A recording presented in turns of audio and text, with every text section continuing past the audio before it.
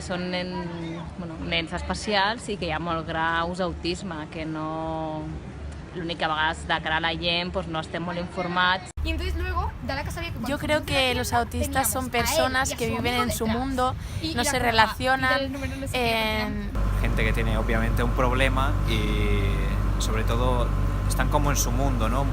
Y la mayoría pues no habla y... Bueno, pues las personas autistas creo que son personas que les cuesta socializarse con el resto de la sociedad, les cuesta integrarse y bueno, creo que a la hora de estudiar o de hacer trabajos pues tienen menos capacidad que las personas que no son autistas. Tenen problemes per comunicar-se amb la resta de la gent. Per altra banda, crec que són persones molt intel·ligents. No sé gaire més. Vale. Gràcies. Bueno, el autismo, la verdad que no tengo ni idea. Es un tema para mí desconocido totalmente.